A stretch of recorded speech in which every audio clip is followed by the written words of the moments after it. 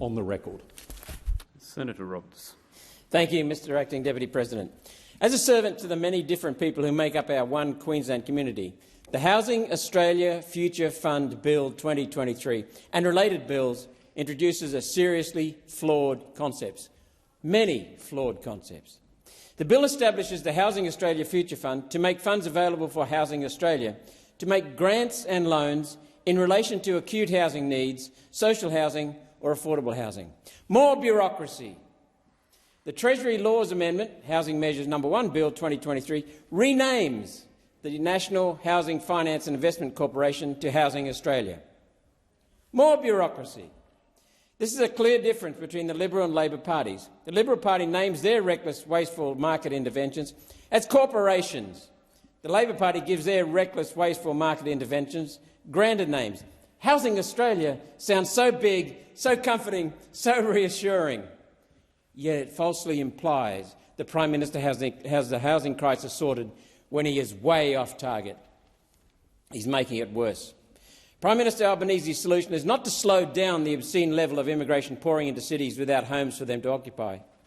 No, his solution is to not address foreign investors buying and locking up new homes so they can be sold as brand new in a few years' time when values increase.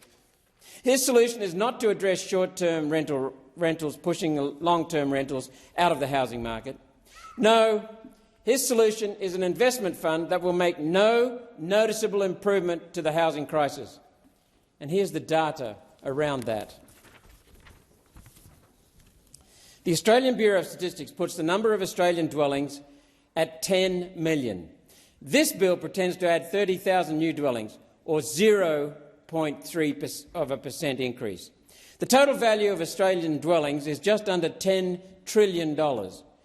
We need as much as $1 trillion worth of new housing by 2030 to meet the needs of everyday Australians, including migrants. This government is offering $2.5 billion. That's 0.025%. 0.025%. The government can't build enough homes to fix this. Only private enterprise can meet Australia's needs. What created this mess? Red tape, green tape and blue tape created this mess, plus high interest rates from a flawed Reserve Bank strategy and inflation from bad government management has created this mess. The only thing that will work is getting government out of the way and letting free enterprise fix this mess.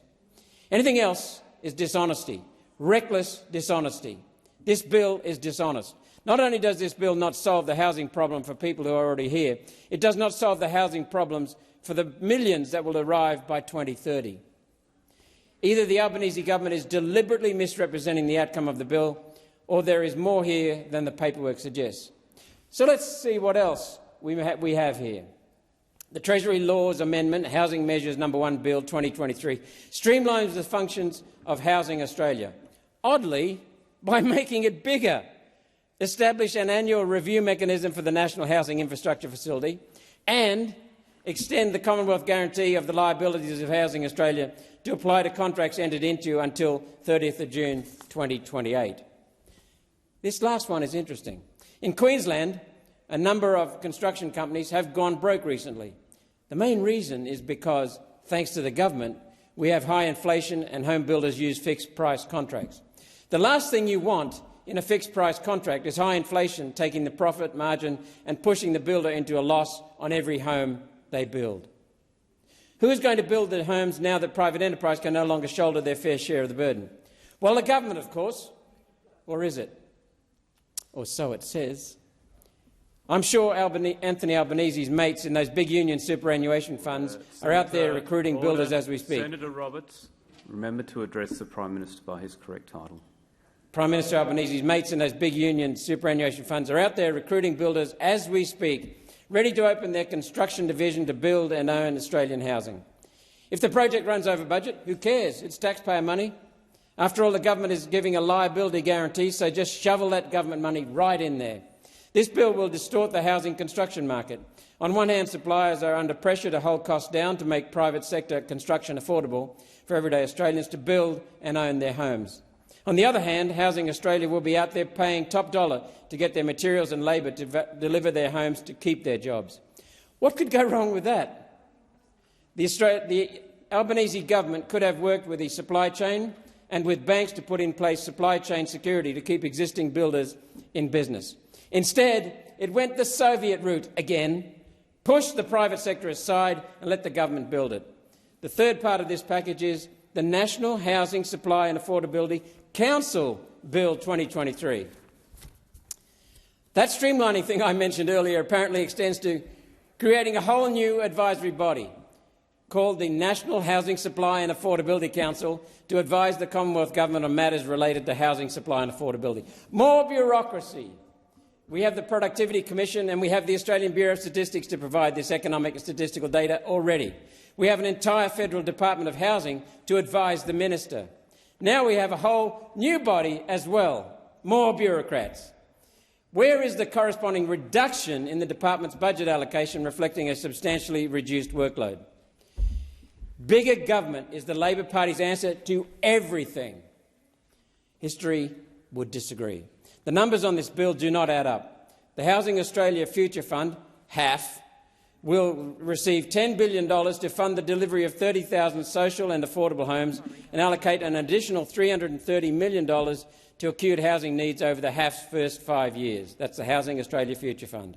Oh, really? I notice, though, that the budget line item for this bill is $15.2 billion. The explanatory memorandum states the Housing Australia Future Fund would be credited with $10 billion as soon as practicable after establishment.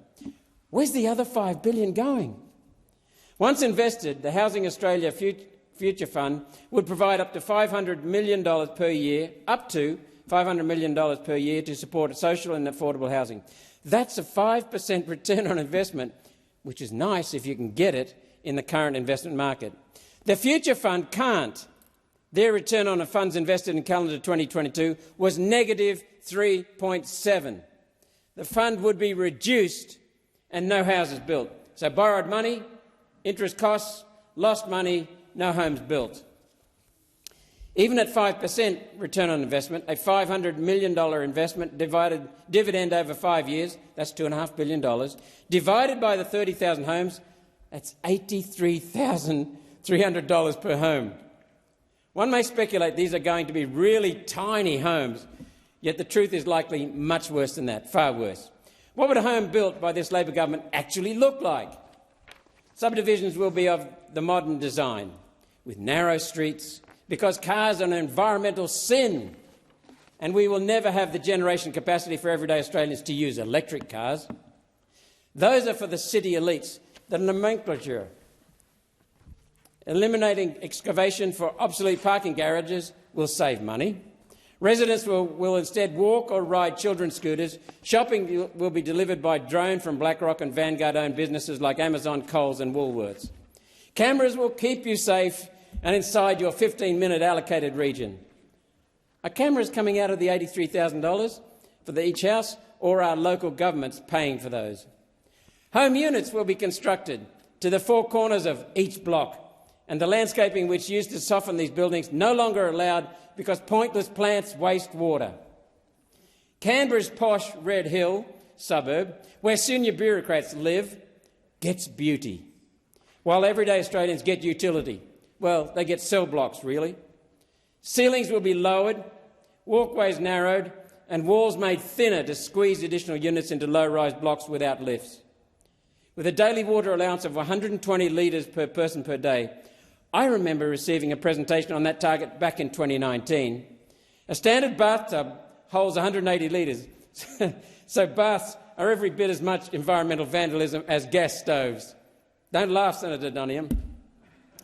Toilets will be half-flush only. I don't get this one. Is there like a little electric charge that zaps you if you flush twice? How does that actually save water? Smart water meters will police water limits and make home and balcony gardens impossible to keep watered. So purchasing food from corporate supermarkets or corporate takeaways will be the only way to eat. Smart electricity meters will police our daily energy allowance and remotely switch off unapproved appliances. All of these things are the current ideology of modern urban design, stated in writing. Many of these are already evident in council building codes. Smart meters are being deployed as we speak. Once the reality of having to sell a home built to these standards is removed by government ownership of all these measures, this will be standard. Even applying hive home ideology can the cost come down to $83,000 per house? I doubt it. But to use a yardstick of $400,000 or more is to ignore the real intent of the bill, which is a principle we are hearing a lot lately. You will own nothing and be happy, or else. After the bill passes, the minister will then decide where and how the money will be spent. After the bill passes, we'll get the details.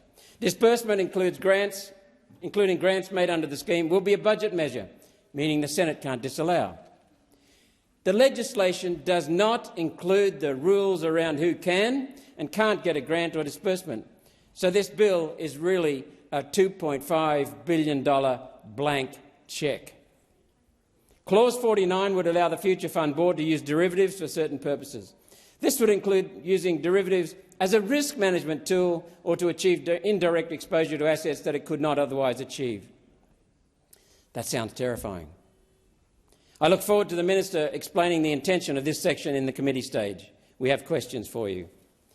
The National Housing Supply and Affordability Council Bill 2023 establishes the Council as an independent statutory advisory body to inform the Commonwealth's approach to housing policy by delivering independent advice to the government on options to improve housing supply and affordability.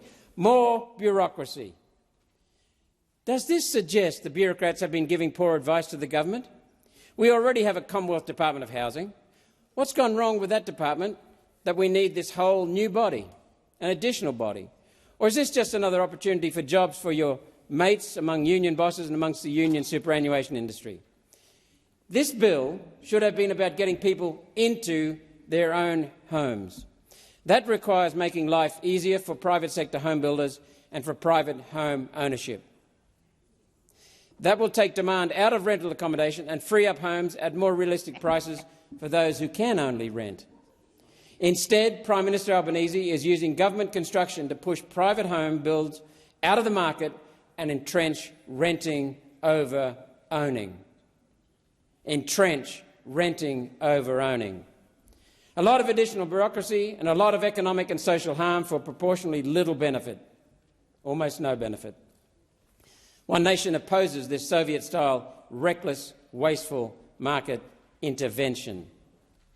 One Nation proposes getting down to basics, cutting immigration until housing and infrastructure catch up, cutting red tape, green tape and blue UN tape, comprehensively reforming taxation to give Australians a fair go, shrink government to fit the Constitution, and get government the hell out of people's lives, enabling people to make choices that suit people's and families' needs.